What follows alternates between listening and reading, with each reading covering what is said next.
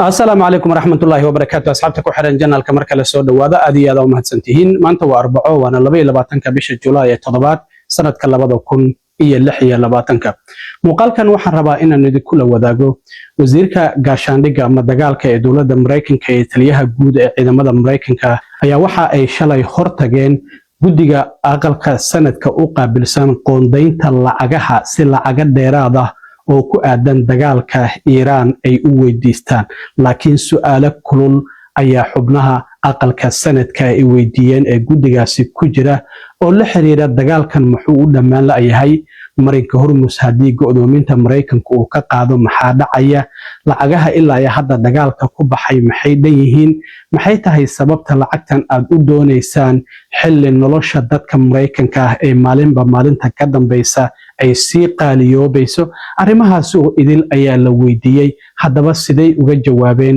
wasiirka dagaalka iyo taliyaha guud ee ciidamada Mareykanka waan idinla wadaagayaa lacagta hadda degdeg ah oo weydiisanayaana maxay dhan tahayna sidoo kale waan idinla wadaagaya duqa magaalada New York Zohran Mamdani ayaa waxa uu sheegay in ra'iisul wasaaraha Israa'iil uu yahay dambiye dagaal laakiin uusan lahayn awood uu ku xiro hadii New York uu yimaado isagoo dawladda federaalka ka codsaday in ay tallaabadaasi qaado madaxweyne Trumpna waxa uu yiri ma jirto qaab loo xiri karo Netanyahu arintaasina waan idinla wadaagaya gudoomiyaha gobolka New Jersey ayaa 4 maalmood kadib markii madaxweyne Trump uu yiri in 178,000 oo qof oo sharci darro ah ayaa u diiwaan gashan qaar ka mid ah gobolada Mareykanka inay doorashooyinka codeeyaan waxa shalay gudoomiyaha gobolka New Jersey ay ku dhawaaqday in computer si qalad ah uu u diiwaan geliyay 6,600 oo qof oo aan sharci u lahayn in ay doorashooyinka codeeyaan haddaba arrintaasi sidee ay uga jawaabtayna waan idinla wadaagaya balse magaca aqalka sanadka hortagay wasiirka dagaalka ee dawladda Mareykanka Pete Hegseth iyo taliyaha guud ee ciidamada Mareykanka General Dan Kane si ay u weydiistaan lacag degdeg ah oo ay wasaaradda gaashaandhigga u baahan tahay sababo la xiriira dagaalka ay dawladda Iran ay kula jirto gudigan waa gudi ka tirsan aqalka sanadka isla markaana lacagaha kala duwan wasaaradaha u qoondeeya haddaba arrintan ayaa waxa uu kala kulmay wasiirka dagaalka su'aalo kulul oo waliba labada xisbi xubnaha dimuqraadiyiinta iyo Republicaankaba uga imaanayay lacagta uu weydiisanayo hadda oo degdeg ah waa 67 bilyan oo dollar 22 bilyan oo kamida waxaan u rabnaa ayuu yiri in diyaar garowga ciidamada iyo mushaaraadkooda lagu bixiyo halka 46 bilyan oo dollarna uu u doonayo in hubka maadaama muddadii 5 bilood ahayd oo dagaalka uu socday Mareykanku uu hub aad u fara badan u isticmaalay in hubkii mar kale dib loogu soo celiyo kaydka dawladda Mareykanka haddaba waa kan wasiirka dagaalka Pete Hegseth oo Congress-ka weydiisanayay lacagahan isla markaana u sharaxayay qaabka uu u doonayo lacagahan in ay u baxaan. Without these funds, we face critical shortfalls that threaten our ability to also simply pay our service members, rapidly replenish equipment and munitions, and sustain vital operations without disruption.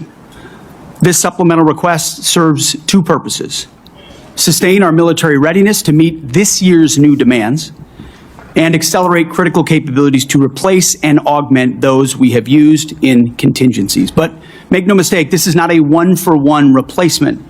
We are upgrading and we are modernizing across the force. On the readiness front, we requested $21 billion. This will fund military pay, replace much of equipment utilized during recent operations, sustain forward deployed forces, and grow personnel and strength while stabilizing mission-critical fueled shortfalls and supporting the National Guard.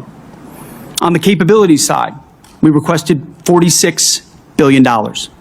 These funds will expand production lines and accelerate delivery of high-demand munitions.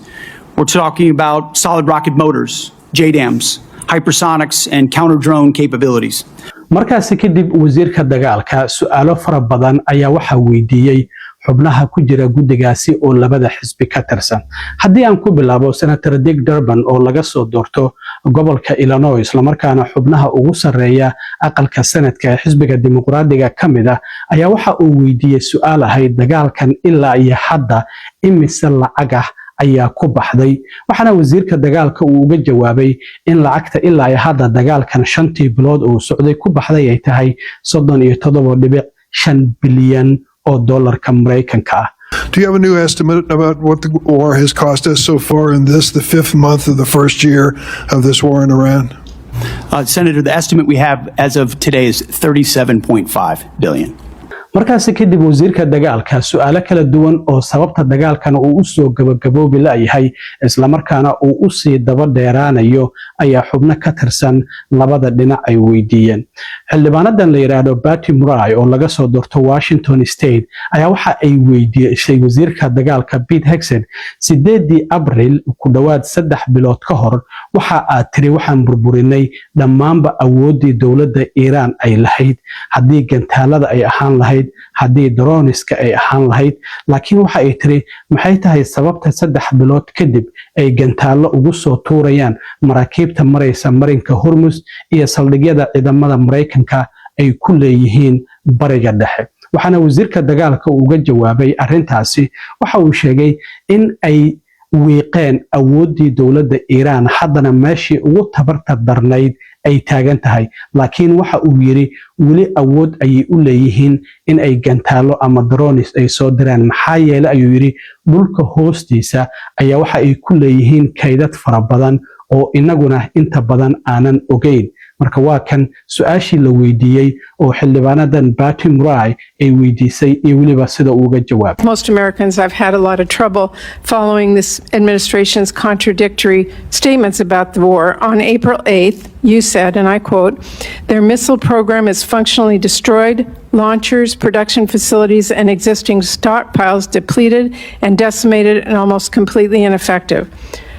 Mr. Secretary, Iran has been firing at U.S. military bases in the region and its ships for the last week. How is it possible, if their capabilities were, quote, functionally destroyed 3 months earlier, as she claimed, for them to be doing this now?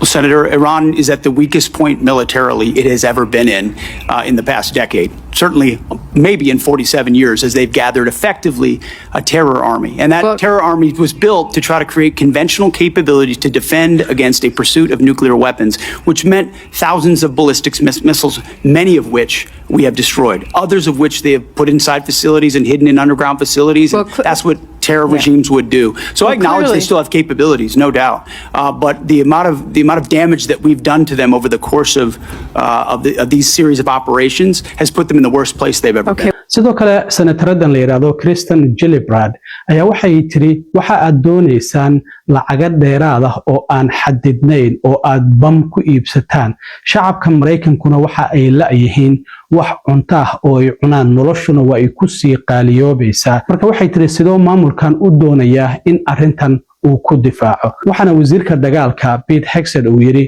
waxa aan doonaynaa bamamkan inaan kula dagaalano cadow oo qatar ku ah waddankeena arrintan sidaas ayuu uga jawaabay. You are asking for unlimited money for bombs when people can't feed their families, and I don't know how this administration intends to defend those decisions to the American people. Not unlimited bombs, Senator. I'm asking for the right bombs at the right time to ensure we can deter our adversaries into the future.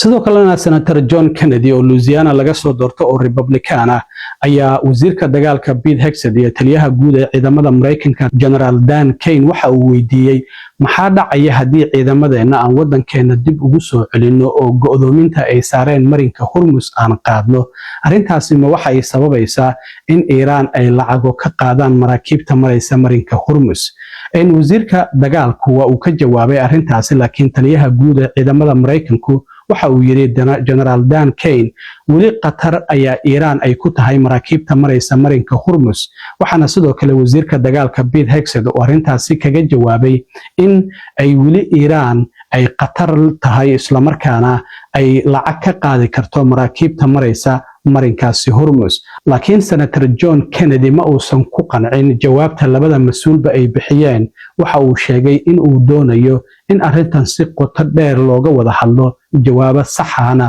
loo helo. What happens if we come home and end the blockade to the world? Sure, Iran has the potential to continue to be a threat and we will need to prepare military Will they options to toll do the that. strait? Sir, that's a hypothetical question, and I don't know the answer to that. Oh, it's not hypothetical. We come home. It's not going to be hypothetical. You know that, General. And I do too. And I appreciate your discretion, but we're down to it. We need some hard answers and some straight talk. What'll happen, Pete? Senator, I would agree with the chairman, but the likely outcome is they would try to impose their will on the waterways in ways that the world would not like. Call it a toll, call it a fee, call it an exchange, call it control. They would do something that they would try to hold it at issue. ugu dambeyntii senator Gary Beatrice oo laga soo doorto gobolka Michigan ayaa waxa uu sheegay sababta dagaalkan uu u dhamaan la yahay oo aad ugu guuleysan la'dihiin maxay tahay ayuu weydiiyay wasiirka dagaalka Pete Hegseth. wasiirku aad ayuu arintan uga carooday waxana uu sheegay senatorku markii uu su'aashan weydiinayay waxa uu yiri ciidamadu shaqadooda waa ay qabanayaan laakiin hoggaanka ay leeyihiin ayaa wax uu yahay mid guul dareystay oo adigu aad ugu horeysa ayuu yiri wasiirka dagaalkuna aad ayuu arintaasi uga carooday waxa uu yiri xisbiga dimuqraadiga ayaa arintan siyaasadeynaya oo fuliyaal ah isla markaana diidan in ciidamada Mareykanka ay maalgeliyaan si ay dagaalkan ugu guuleystaan laakiin senatorku arintaasi waa uu diiday waxa uu yiri ciidamadu howshooda waa ay qabanayaan laakiin hoggaan ayaan jirin istiraatiijiyad leh doonayana in dagaalkan istiraatiijiyadu uu ugu guuleysan lahaa gabi ahaanba aysan jirin waxana ay arinta guuldarradu ay ka imaanaysaa dhinaca hoggaanka ma ahan dhinaca ciidamada. I will tell you how I use the word failure, because I use the word failure to their leaders. You, sir, are the failure, not the men and women who are on that front line, not the men and women who hold up their honor with distinction. But if there's a lack of a winning strategy, they're in harm's way. Their leaders have failed them. And that's what's happening. We have political leadership. You don't have a strategy. You don't have a long-term plan to actually win this war. Win the war. The men and women are going to be able to do it, but they need to have leadership. When will you show leadership? When will you show leadership? Why don't you show some leadership and stand up to your fellow Democrats who won't fund the troops, who stand and play partisan politics while you don't give us the money? You want to stand up here and talk about the troops? You won't show any political courage to actually fund our department because you have Trump derangement syndrome and can't actually commit to anything meaningful. So I put this on you, Senator. Secretary Hegseth, you have trillions, you have over $1 trillion, you're asking for $1.5 trillion. It's not a question of money, it's a question of leadership and understanding what it takes to actually win. Political cowardice of Democrats who won't fund the troops. arrintaasi haddii halkaasi aan kaga gudbo duqa magaalada New York Zoran Mamdani oo muddooyinkii ugu dambeeyay la hadal hayay in uu xirayo haddii ra'iisul wasaaraha Israa'iil Netanyahu uu yimaado magaalada New York oo isagu uu maayar ku yahay maadaama xaruntii qaramada midoobay oo ku taalo bisha 9 ee September-na ay tahay bisha sanad kasta madaxda wadamada caalamku ay isugu yimaadaan shirka golaha guud ee qaramada midoobay ayaa arintaasi ka hadlay. Zoran Mamdani waxa uu yiri Netanyahu waa dambiile dagaal kaasi oo dilay in ka badan 73,000 oo caruur iyo haween u badan iyo waliba kuwa hadda dhashay waxa uu na duqeeyay isbitaallo aad u fara badan oo uu burburiyay. Marka waxa uu xaqiijiyay intaasina waxay tahay sababta maxkamadda caalamiga ah ee dambiyada dagaalku ay waaran ugu soo jartay. Waxana uu sheegay in uusan awood u lahayn in uu fuliyo waarankaasi laakiin dowladda federaalka ayaa waxa uu ka codsaday in arintaasi ay sameyn karto isla markaana ay sameyso. waxa uu yiri annagu hubkii shacabka Mareykanku aan bixinaynay ayaa waxa lagu baabi'inayaa dad shacaba isla markaana Netanyahu xasuuq ayuu geystay mana ku soo dhaweynayno magaalada New York haddii uu yimaado laakiin waxaan ku dadaalaynaa sidii cadaaladda loo marsiin lahaa isla markaana waarankaasi maxkamadda loo soo jaray loogu fulin lahaa walow isagu uu cadeeyay in uusan awood u lahayn in uu waarankaasi fuliyo. haddaba waa kan isagoo xafiiskiisa ka hadlayay isla markaana Netanyahu ku tilmaamayay inuu yahay dambiile dagaal. Benjamin Netanyahu is a war criminal, the architect of a horrific genocide against the Palestinian people. He is responsible for the killing of more than 73,000 people, for the maiming of tens of thousands of children as those who survive undergo amputation without anesthesia, for the targeting of neonatal hospitals and maternity care centers, denying newborns even the chance to live, for the countless people he starved as he blocked food and humanitarian aid from reaching them, for the gunning down of hundreds of aid workers and journalists. And just last month, the UN confirmed that Palestinian children continue to be deliberately targeted and killed by Israeli armed forces, more than 8 months after the so-called ceasefire. All as we, as Americans, pay for the bombs that do the killing. There is a reason the International Criminal Court issued a warrant for his arrest. As human beings, we have spent generations building a shared understanding that there are crimes so grave they offend all of humanity. Anyone, with their eyes, with their heart, with their conscience, should recognize the devastation he has wrought and understand that he belongs before a court of law. As I've said, I agree with the ICC that Benjamin Netanyahu should be arrested and tried for his crimes, as I do for anyone else charged by the ICC. My administration has reviewed every avenue available under applicable law to determine whether New York City could execute the International Criminal Court's arrest warrant if Benjamin Netanyahu came here. It is clear that we do not have the independent legal authority to enforce this warrant. The federal government, however, does, and I call on them to join the ICC and execute this warrant. And I want to be equally clear. Benjamin Netanyahu is not welcome in New York City, nor is any other war criminal at large. laakiin madaxweyne Trump ayaa bartiisa True Socialka ku soo qoray qoraalkan oo dhahayo nooc kasta oo ay noqoto Mareykanka lagu maxirayo ra'iisul wasaaraha Israel Benjamin Netanyahu.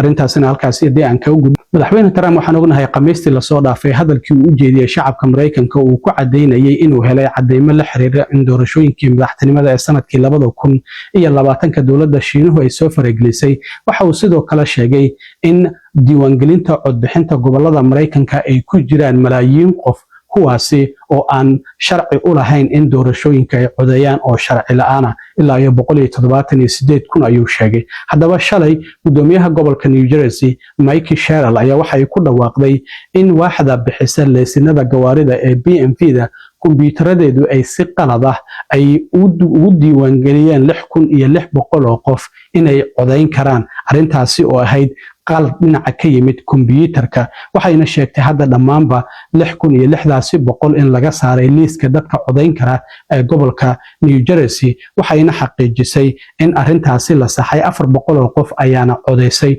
doorashooyinkii la soo dhaafay, laakiin waxay tiri ma u hayno cadeyn ah in dadkaasi 400 ah natiijada doorashada ay wax ka bedeleen. Waxay tiri qalad waa dhici karaa, mana arrintaasina ma diidanin markasta oo qalad dhacana waa ansaxayna. Haddaba kan gudoomiyaha gobolka New Jersey Mike Sherrill oo arrintaasi shalay ka hadlaysay. In the case of this error, some individuals indicated that they weren't citizens and weren't eligible to vote, but the software registered them anyway. We don't deflect, deny, or exploit problems for our own gain. We find them and we fix them. madaxweyne Trumpna wuxuu bartiisa X ku soo qoray in wasaaradda amniga gudaha ay heshay in ka badan 35,000 oo qof oo gobolka New Jersey kuwaasi oo aan xaq u lahayn inay codeeyaan doorashooyinka oo aan sharci lahayn in ay u diiwaan gashan yihiin, laakiin gobolku wuxuu leeyahay inta aan hadda aragnay waa 6,600 isla markaana liiska dadka codeyn kara doorashooyinka hadda waa laga tiray. markii horena kumbiyuutar waaxda BMV-da ee leysinada bixiso ayaa si qalad ah ku diiwaan gelisay. warbixinadaasi ayaan rabay inaan idinla socodsiiyo. aad iyo aad u mahadsantiin asxaabta. intaan mar kale kulmi doono waa saaxiibkeen Cilmi Waaro idin la sidaa iyo nabadgelyo.